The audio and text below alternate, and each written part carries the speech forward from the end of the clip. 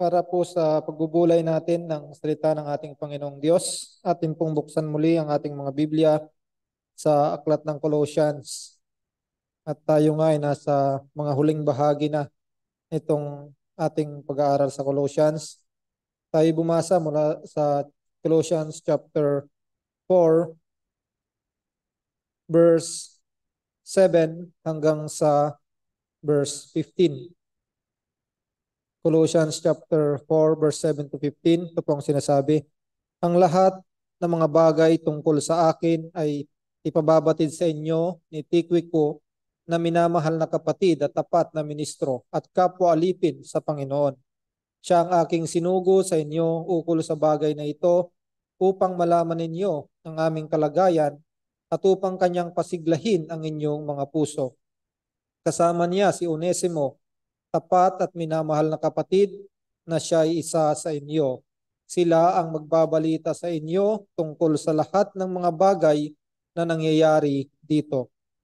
Binabati kayo ni Aristarco na kasama kong bilanggo at ni Marcos na pinsan ni Bernabe. Tungkol sa kanya ay tumanggap kayo ng mga utos. Kung magpupunta siya sa inyo, siya ay inyong tanggapin. At si Jesus na tinatawag na husto, ang mga ito lamang sa aking mga kamanggagawa sa kaharian ng Diyos, ang kabilang sa pagtutuli at sila'y naging kaaliwan ko. Binabati kayo ni Epaphras na isa sa inyo na alipin ni Kristo Jesus, na siyang laging nagsisikap para sa inyo sa kanyang pananalangin, upang kayo'y tumayong sakdal at lubos na nakakatiyak sa lahat ng kalooban ng Diyos. Sapagkat nagpapatotoo ako para sa kanya na siya'y labis na nagpagal para sa inyo at sa mga nasa Laodicea at sa mga nasa Hierapolis. Binabati kayo ni Lucas, ang minamahal na manggagamot, at ni Dimas. Batiin ninyo ang mga kapatid na nasa Laodicea at si Nympha at ang iglesyang nasa kanyang bahay. Purihin ang Panginoon sa pagkabasa ng kanyang salita. Lately, 2 days ago, ang laman ng balita at usap-usapan sa ating Philippine politics, yung pagbisita ng dating Pangulong Rodrigo Duterte sa ngayoy current na Pangulo, ang Pangulong Ferdinand Marcos Jr.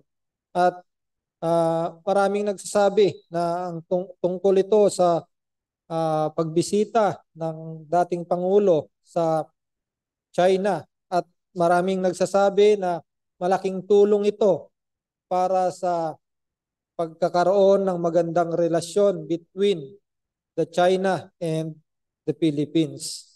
At wini-welcome naman ito ng ating current na Pangulo, na maraming nagsasabi na ito'y magandang hakbang upang mapabuti ang kaugnayan ng ating bansa sa ating karatig na bansa, ang bansang China, upang maiwasan ang mga tensyon.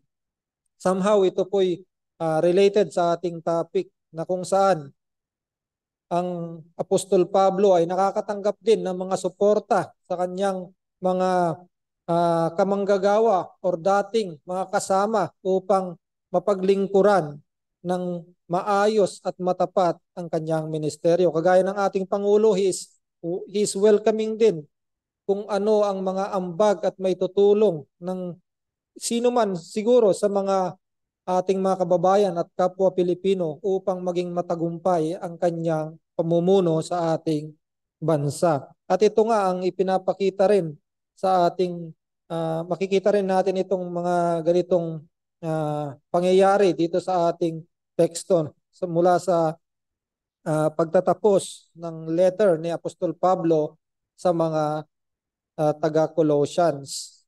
At dito nga ay nasa huling bahagi tayo ng pag-aaral natin dito sa Book of Colossians, sa aklat or sa sulat ni Apostol Pablo sa mga taga-Colose. Kagaya ng aking nabanggit last time sa ating pag-aaral, na kung hindi man madalas or kung hindi man bihira ay madalas na ini-skip ang part na ito sa pagbabasa ng banal na kasulatan. Ito ay sa kadahilan ng binibigyan ng maliit na importansya ang bahaging ito ng mga epistle o ng mga liham. At merong notion na ito'y insignificant. Pero sa atin pong pag-aaral sa huling bahagi ng Colossians, makikita natin at makakapulot po tayo ng mga ilang mga mahalagang aral at mga information na makakatulong sa atin sa ating paglakad sa ating pamumuhay bilang mga Kristiyano. Nasabi kong mahalaga ang letter na ito, ang mga huling bahagi ng letter kasi madalas itong mga huling bahagi ng liham ay may dito natin malalaman yung mga information sa mga naging kasama or katuwang sa ministeryo ni Apostol Pablo.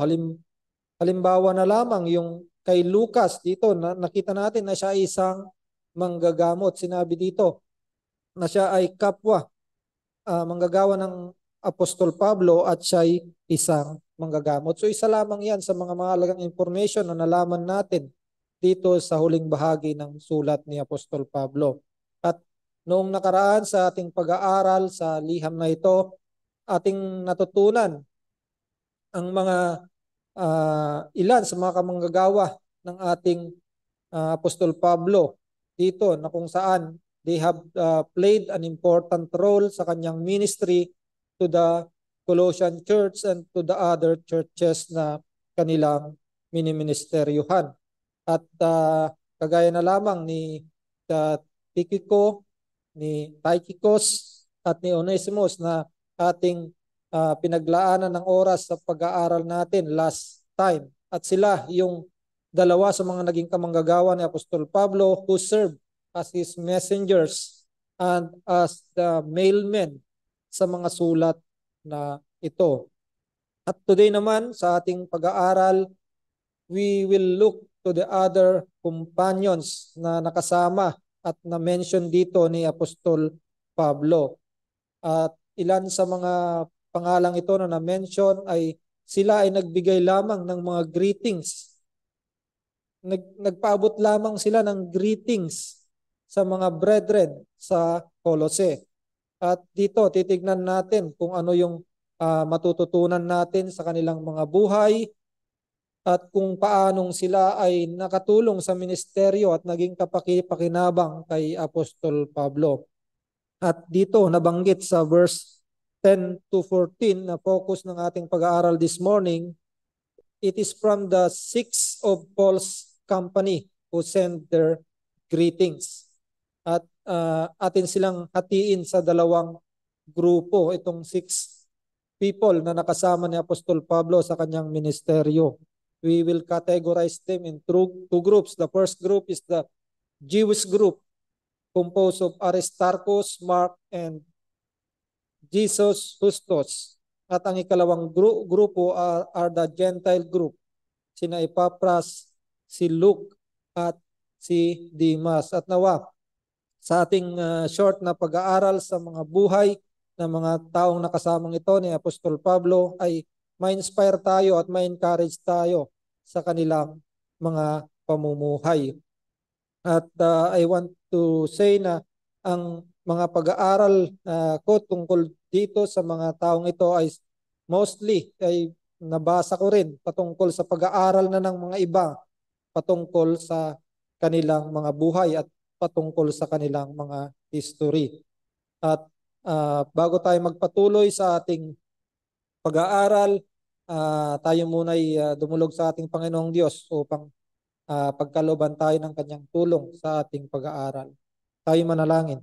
Panginoon, o aming Diyos, muli kami po'y sumasamo sa iyo, tumudulog sa iyo ng iyong pong tulong sa amin pong pag-aaral ng iyong salita. Nawa Panginoon, ikaw ang mangusap sa amin, buksan mo po ang aming pangunawa upang amin pong matanggap ang pagpapala ng iyong mga salita. At nawa Panginoon, patuloy kang kumilos sa amin pong kalagitnaan at maging pagpapahayag ng iyong salita. Salamat po Diyos. Ito po ang aming samot panalangin sa pangalan ng aming Panginoong Hesus. Amen. unang grupo na kung saan nakasama ni Apostol Pablo sa kanyang ministeryo, ito po yung Jewish group. Sina Aristarchus, Mark, at si Jesus Justus na ating makikita sa verse 10 hanggang 12. Sinasabi niya dito, binabati kayo ni Aristarco na kasama kong bilanggo at ni Marcos na pinsan ni Bernabe. Tungkol sa kanya ay tumanggap kayo ng mga utos. Kung magpupunta siya sa inyo, siya ay inyong tanggapin. At si Jesus na tinatawag na Husto, ang mga ito lamang ang aking mga kamanggagawa sa kaharian ng Diyos, ang kabilang sa pagtutuli, at sila'y naging kaliwan po. Una nating tignan si Aristarchus. Si Aristarchus po, base sa akin pong mga nabasa, is from the native town of Thessalonica. This man is a Macedonian sa Thessalonica at nakasama siya ni Apostol Pablo sa kanyang mga missionary journey. During Paul's third missionary journey, si Aristarchus po was with him in the Ephesus when the riot broke up. At nung pinaratangan sila na nagbibigay ng kaguluhan sa Ephesus, nabanggit ito at itong pangalang ito si Aristarchus na kasama ni Apostol Pablo. Mababasa po natin yan sa Aklat ng Mga Gawa, chapter 19, verse 29. Sinabi dito, napuno ng kaguluhan ang lungsod at sama-sama nilang linusob ang tanghalan at sinunggaban sina Gayo at Aristarco, mga taga-Macedonia na kasama ni Pablo sa paglalakbay. So itong ay napabilang sa grupo ni Apostol Pablo na kung saan sila ay dinakip sa bintang na sila ay nagdudulot ng kaguluhan sa Ephesus. Siya rin ay nabanggit sa mga ilan pang mga verses sa Bible sa Acts chapter 20 verse 4 at sa Acts chapter 27 verse 2 bilang mga travel companion ni Apostol Pablo. So si Aristarchus po ay tinawag ni Apostol Pablo as a fellow prisoner in Christ. Kapwang bilanggo sa Panginoong Hesukristo. At dito po may mga iba't ibang differing commentaries as to kung ano po yung ibig sabihin ni Apostol Pablo kay Aristarchus nung sinabi niyang he is a fellow prisoner in Christ. Ang iba ay sinasabing literal na siya ay naging bilanggong kasama ni Apostol Pablo at ang iba naman ay sinasabing ito ay metaphorical lamang na siya ay kapwa bilanggo sa ating Panginoong Jesucristo, tagapaglingkod. Ibinibilang niya ang sarili niya bilang lingkod at servant or yung nung tawag doon yung alipin ng ating Panginoong Jesucristo. So in the book of Philemon then, he was described as fellow worker. Siya doon, ang dinescribe sa kanya doon sa Philemon, he was a fellow worker. Dito sa Colossians, fellow prisoner. At ang dinescribe naman doon sa book of Philemon, sa end, sa mga pagbati, ang fellow prisoner naman doon is si Epaphras. So dito marahil ang pinagugutan ng mga komentaris kung saan sinasabi nila na hindi literal na preso na kasama ni Apostol Pablo itong si Aristarco. Ngunit kung alin man ang katotohanan dito, alin man ang talagang pangyayari dito, kung siya man ay talagang literal na preso na kasama ni Apostol Pablo or siya ay alipin, binibilang niya ang kanyang sarili as alipin ng ating Panginoong Jesucristo, it might be that Aristarchus volunteered himself as Paul's companion in imprisonment ito ay upang i-assist ang Apostol Pablo sa kanyang mga pangangailangan. So, nagsilbi siyang kasama lamang ni Apostol Pablo. Hindi binanggit dito kung siya ay isang ah, preacher, kung isa ay isang pastor, ngunit pinili niya na maging katuwang ng Apostol Pablo sa kanyang paglilingkod.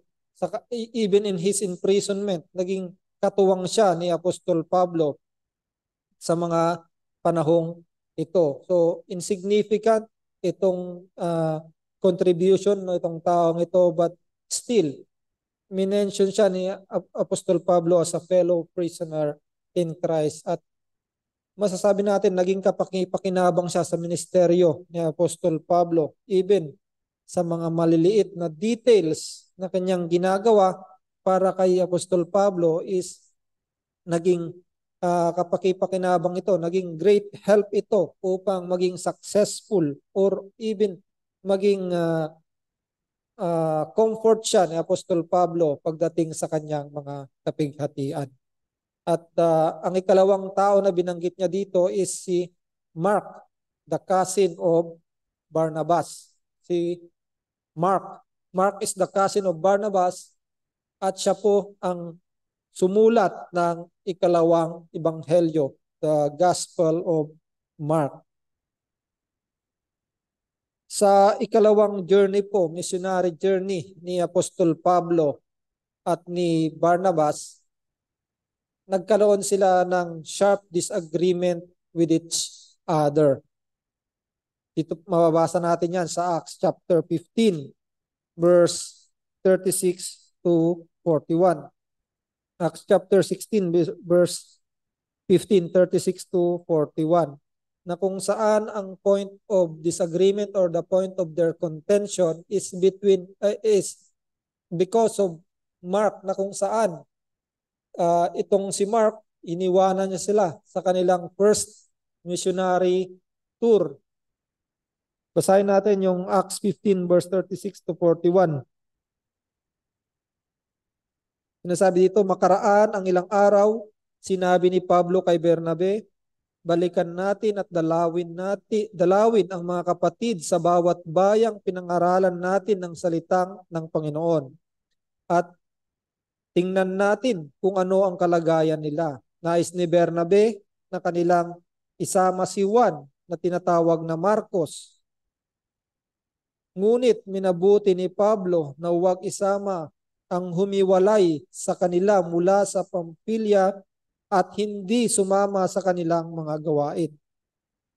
At nagkaroon ng mainitang pagtatalo, ano pat sila'y naghiwalay at isinama ni Bernabe si Marcos at naglayag patungong Cyprus. Ngunit pinili ni Pablo si Silas at sila'y umalis na ipinagtagubilin ng mga kapatid sa biyaya ng Panginoon. So dahil kay John Mark, nagkaroon ng separation of ways si Barnabas at si Paul, na kung saan sila yung magkasama sa kanilang first missionary journey. Ngayon, isinama na naging kasama ni Apostol Pablo ay si Silas, at ang naging kasama ni Barnabas ay ang kanyang pinsang si Mark. Ngunit dito sa Colossians, na kung saan kasama siya sa naging pagbati, makikita natin that Paul's relationship with Mark was restored. Noong una, talagang nagkaroon sila ng pagtatalo ni Barnabas dahil sa kanya, but here, yung relationship nila ay naging mabuti. In fact, sa 2 Timothy chapter 4 verse 11, sinabi doon ni Apostol Pablo that he was very useful in his ministry. So binanggit niya doon na sa mga huling bahagi na ng buhay ni Apostol Pablo, we believe na ito yung huling epistle na sinulat ni Apostol Pablo, yung 2 Timothy.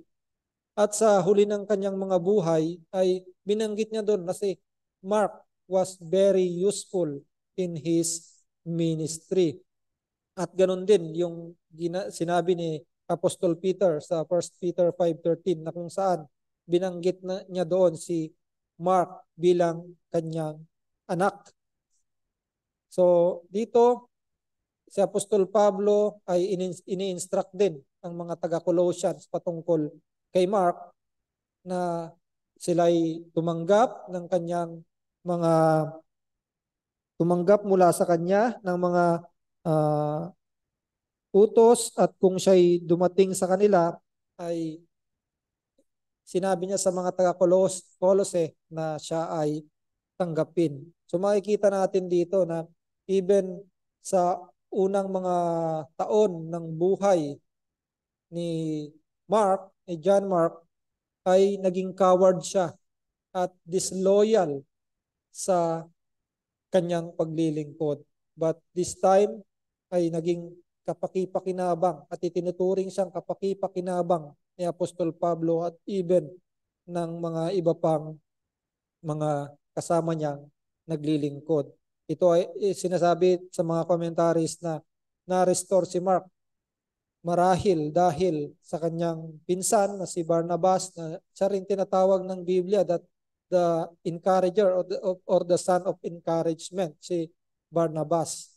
At marahil dahil din kay Peter na kung saan nakaranas din ng ganitong kalagayan na nung una matatandaan natin that he denied the Lord Jesus Christ. He cowardly deserted or iniwan niya ang ating Panginoong Jesucristo.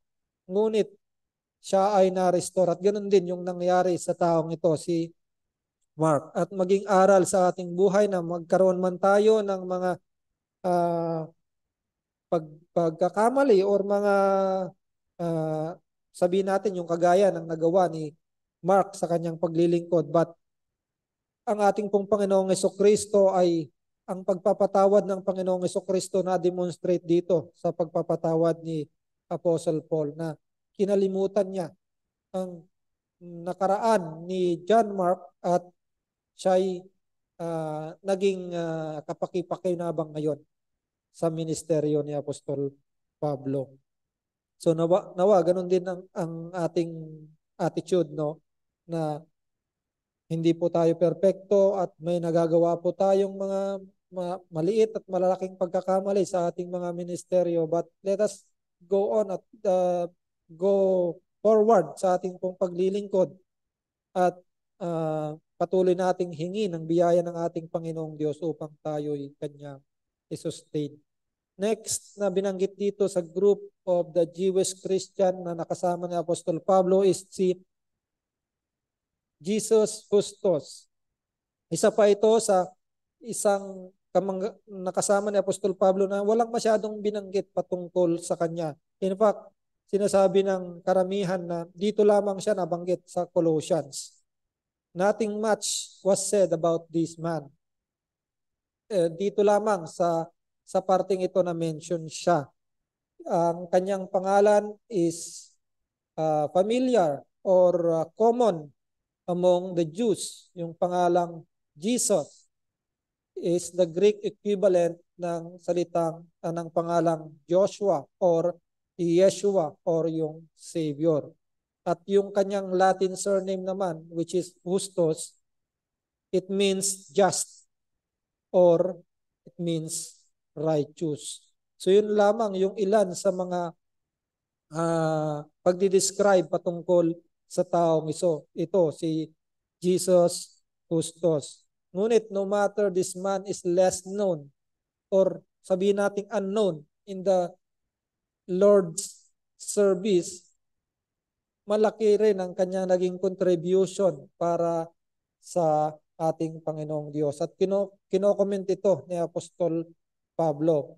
He was one of the only 3 Jews who has been a co-worker and a comfort to Paul. So anong pinanghahawakan na itong taong ito? Marahil siya yung nag-set siya ng example sa kanyang buhay na kung saan na hindi man siya siguro significant na manggagawa, but sa pamamagitan ng kanyang buhay as described sa kanyang pangalan, that he is just at hindi siya ay namuhay as a righteous man. Siya ay tumindig sa kalagitnaan ng mga tao na tumutulig sa ating Panginoong Hesus. in the group of the Jewish people. Alam natin ang history na maging ang mga kababayan mismo ni Apostol Pablo ay tinatakwil at ipinagkanulo ang ating Panginoong Hesukristo. Ngunit masasabi natin sa description ng taong ito that he lived a righteous life at tumindig siya sa kalagitnaan in the midst of the opposition of the Jewish people. So, masasabi natin that he contributed in the work of the Lord at naging kapaki-pakinabang siya at naging comfort siya sa Apostol Pablo. So, in-appreciate ito ni Apostol Pablo, yung cooperation ng tatlong Jewish Christian men who are laboring for the kingdom of God.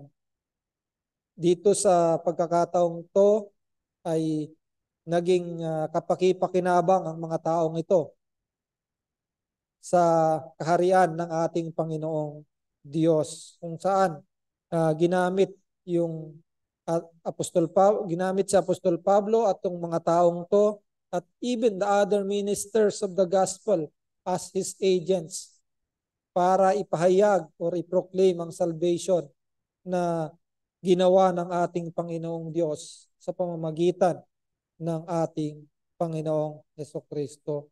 So, only these three Jewish men na binanggit dito ni Apostol Pablo ang kanyang naging kasama marahil sa mga sandaling ito ng kanyang buhay. At makikita natin din dito implied sa mga sinabi dito ni Apostol Pablo na kung saan sinabi niya, ang mga ito lamang ang aking mga kamanggagawa sa kaharian ng Diyos, ang kabilang sa pagtutuli.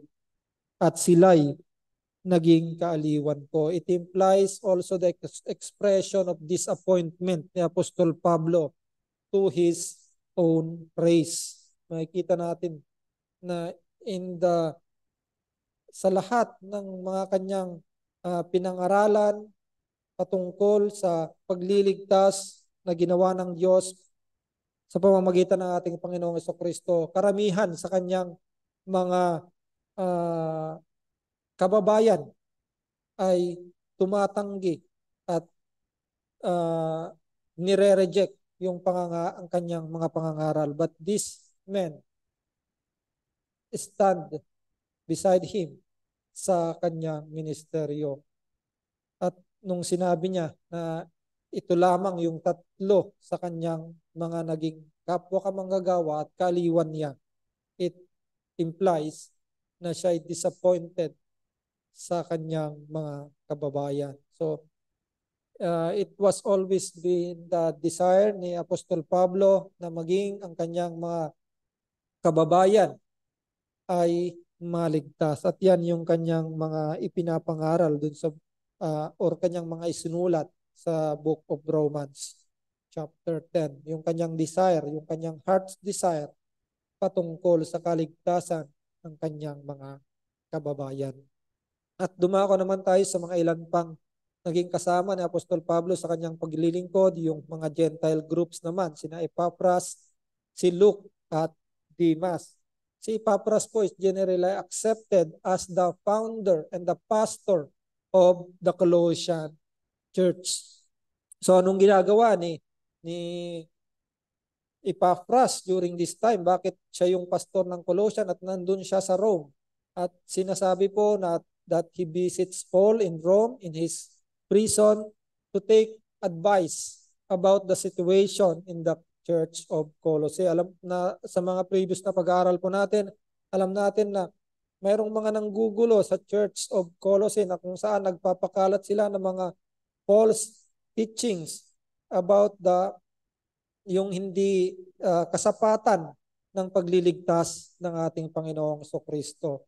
Ngunit dinala ito, ang balitang ito ay dinala ni Epaphras kay Pablo at sumangguni siya upang humingi na rin ng tulong para sa kanyang mga tao. He is a true servant of Christ at siya binili at patuloy na naglilingkod under the allegiance of his master. Binili siya, we bought with a price by the blood of our Lord Jesus Christ. At sa mga sandaling ito, patuloy ang kanyang paglilingkod sa kanyang mga tao.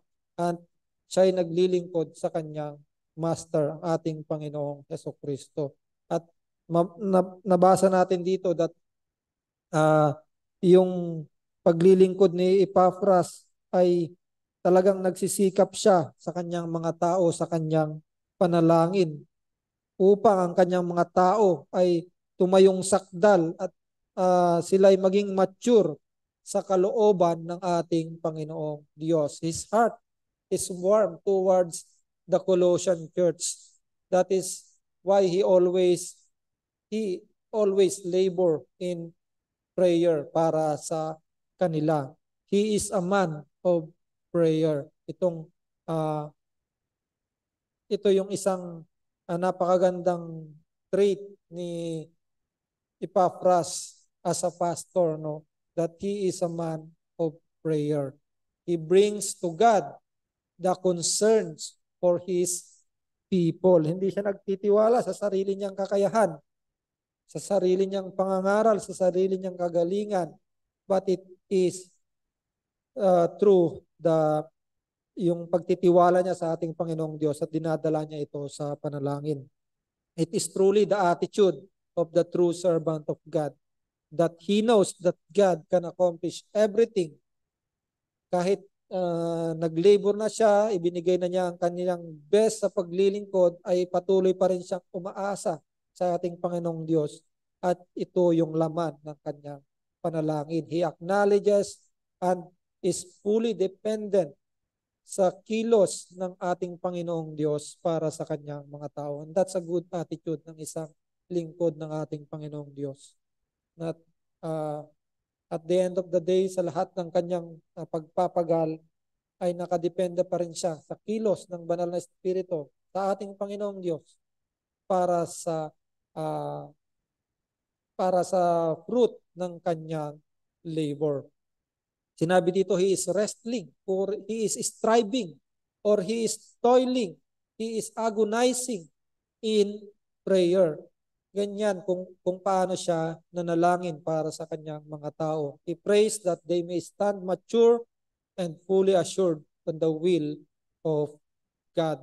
At gusto niya sa kanyang mga tao na mag-grasp nila yung full spiritual matters patungkol sa ating Panginoong Jesucristo upang ma-resist nila yung mga false teachings na kumakalat sa kanilang kalagitnaan. At nais niya na sila'y mag-persevere sa pananampalataya sa ating Panginoong Jesucristo. At nais niya na maging fully committed sila sa katotohanan na sa pamamagitan lang ng ating Panginoong Jesucristo ay sapat na ang kanilang kaligtasan. Hindi sila humahawak sa mga ibang mga katuruan, at malinaw dito that they are denying. Ang nais ni Epaphras na i-deny nila yung mga katuruan patungkol sa mga maling katuruan patungkol kay Kristo na ipinapangaral sa kanilang kalagitnaan. Yung Christ plus something na teaching patungkol sa kaligtasan. So yan yung na naging buhay at naging contribution ni Epaphras sa mga taga-Colossians. Sunod naman is si Luke. Luke is a Gentile Christian, probably from Antioch. So siya po ay medical doctor and he is the author of the third gospel, yung the book of Luke, the Gospel of Luke. At siya rin po yung author ng book of Acts. So, siya po yung naging kumpanyon ni Apostol Pablo sa kanyang mga missionary journey na atin pong mababasa sa iba't ibang accounts sa Acts. Sa Acts chapter 16, Acts chapter 20, chapter 21, chapter 27, and chapter 28. So, naging kapaki-pakinabang. He was a valuable companion kay Apostol Pablo at minamahal siya ni Apostol Pablo. Nung kanyang first imprisonment, Roman imprisonment na Apostol Pablo, during this time, naging kasama niya si Paul sa kanyang paglilingkod or sa kanyang mga trips, and even in the final or the second final Roman imprisonment ni Apostol Pablo, ay nandun pa rin siya sa tabi niya. Binanggit niya ito sa 2 Timothy chapter 4 verse 11. Sinabi niya dito, si Lucas lamang ang kasama ko. Sunduin mo si Marcos at isama mo sapagkat siya'y kapakipakinabang sa akin sa ministeryo. So ito yung sinabi niya kay Timothy na si Lucas lamang ang kasama niya sa mga panahong ito. Marahil si Luke na lamang ang naiwan sa kanyang tabi sa dulo ng kanyang buhay. So Luke was a great help to him personally, especially na siya ay isang medical doctor, at ilan sa mga commentaries ay nagsasabing merong kapansanan or merong dinaramdam sa kanyang katawan si Apostol Pablo at naging kapakipakinabang siya kay Apostol Pablo patungkol especially sa kanyang health condition. At siya rin po, si Luke, ay a great historian. He was used by God to write the historical account of Jesus sa Gospel of Luke.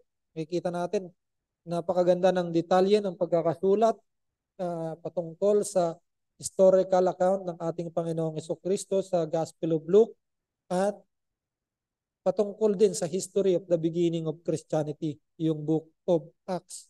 So imagine, no, kung wala po yung mga isinulat ito ni Luke, no, paano natin makikita yung naging pag-uumpisa ng Christianity, no, the early Christian, the beginning of Christianity sa Book of Acts. So tunay naging kapakipakinabang ang taong ito, hindi lamang kay Apostol Pablo, ngunit maging sa atin. Kaya nararapat lamang na i-appreciate natin ang goodness ng ating Panginoong Diyos na gumamit siya ng mga taong ito who was very useful sa ministry ni Apostol Pablo at maging sa atin, sa ating mga nagbabasa sa kanyang mga isinulat sa atin sa panahon ito. At panghuli ay si Demas. Si Demas was part of Paul's missionary team at napatunayan dito that he was a valuable helper at naging co-worker ni Apostol Pablo. Maging sa letter to Philemon ay nabanggit din siya doon na siya'y naging kasama ni Apostol Pablo sa kanyang mga paglilingkod. Tingnan natin dun sa sulat niya kay Philemon sa verse 24, sinabi niya, gayon din nina Marcos, Aristarco, Dimas, at ni Lucas na aking mga kamanggagawa. By this time, he proved to be a valuable companion, a valuable helper sa ministry ni Apostol Pablo. But mas natatandaan natin siguro si Demas, no, mas tumatatak sa atin because kung ano yung sinulat ni Apostol Pablo sa kanya sa 2 Timothy 4:10. 2 Timothy 4:10, sinabi dito, sapagkat iniwan ako ni Demas na umibig sa sanlibutan ito at nagtungo sa Thessalonica. So, yun ang sinabi ni Apostol Pablo patungkol kay Demas, that he succumbed to worldliness and he deserted. Iniwan niya si Apostol Pablo. But this time, sa mga unang bahagi ng kanyang paglilingkod ay siya'y tunay naging kapakipakinabang kay Apostol Pablo. At maraming nagsasabi, it was not the physical separation between Paul and Demas, but also spiritual separation. Wala na pong na-record sa New Testament ng restoration ni Demas. So it reminds us of the parable of the sower na kung saan yung buto ay nahulog sa hindi magandang lupa at siya'y nahulog sa pagkakasalang ito at mas inibig niya ang mundo at iniwan niya ang paglilingkod sa ating Panginoong Diyos. So, naging disappointment siya sa dulo ng kanyang buhay, naging disappointment siya kay Apostol Pablo. So, he was once a valuable helper of Paul, but ended to be a disappointment. May it serve as a warning to us na nawa maging paalala at warning ito sa atin that even the great men in the ministry have disappointment also. Ngunit hindi yun ang nagpatigil kay Apostol Pablo, na disappointment man siya naging kapaki-pakinabang si Dimas sa umpisa ng kanyang ministeryo, but naging disappointment siya sa dulo. Pero hindi yun ang nagpatigil sa paglilingkod ni Apostol Pablo. Nagpatuloy pa rin siya even in the midst of disappointment to some of his companions and to some of his co-workers. Marami pa rin. There are more faithful men and women in his kingdom na naging encouragement sa buhay ni Apostol Pablo. At ilan nga lamang ito sa nakita natin na nagbigay ng kanilang mga greetings at nakilala natin ang kanilang mga buhay at naging kapakipakinabang sa paglilingkod ni Apostol Pablo at maging sa mga nakakabasa at nakakaalam ng kanilang mga buhay tulad natin. So, sa ating pagtatapos, para sa ating mga mananampalataya, ito lamang yung ilang katanungan natin sa ating mga sarili. No? How are we to our brethren and co-workers in the kingdom of God? Kung magkakaroon tayo ng self-evaluation, ito yung mga katanungan siguro natin, no, sa ating mga sarili. Paano ang ating buhay sa ating kapwa kamanggagawa, sa ating Panginoong Diyos, at sa ating mga kapatid sa iglesia? Are we living as true disciples of Christ and growing in the likeness of our Lord? Na maaring naging example dito si Jesus Justus, na kung saan he lived a righteous life. Are we growing in the likeness of our Lord? But ultimately, yung tinitingnan nating greatest example is yung buhay ng ating Panginoong Jesucristo, na siya'y hindi kinakitaan ng kapintasan. So, are we desiring to be like our Lord Jesus Christ, also to live a Christ-like life? May we always have a servant attitude, also like Christ towards others. Ito ay hindi para sa ating sariling kapakinabangan, but for the glory of our God's name. At hindi po tayo naglilingkod para sa pagangat ng ating sarili, kundi para sa kalwalhatian ng ating Panginoong Diyos. May we be like these men na ating pong mga pinag-aralan who sent their greetings together with Apostle Paul, na ipinabot nila yung kanilang greetings sa mga Colossian believers who were profitable at this time kay Apostol Pablo in the work for the Lord. At lastly, may we use the gifts given to us. Itong mga taong to, may kanya-kanya silang mga ambag sa paglilingkod nila. May we also use the gifts given to us and strive to edify the people of God. Ito naman talaga yung end ng mga gifts na ipinagkaloob ng ating Panginoong Diyos, to edify the people of God and not to bring disappointment to the body of Christ. At para naman sa ating mga kaibigan na wala pa sa ating Panginoong Jesucristo, before you can render a profitable service to God, tulad ng mga taong nabanggit natin dito, you need first to be right with Him. Your labor is in vain in the first place if you are not a Christian. Hindi ito yung bala mo para ikaw yung maging matuwid sa harapan ng ating Panginoong Diyos at itatago mo ito sa kasipagan mo sa paglilingkod In the first place, wala pong pakinabang yan kung hindi tama ang iyong puso sa paglilingkod at hindi tama ang iyong buhay patungkol sa ating Panginoong Diyos. If you are not a Christian, so your labor is in vain. You can be right with God lamang, kaibigan, only in the means na ipinagkaloob, only sa nag-iisang means na ipinagkaloob ng Diyos para sa atin.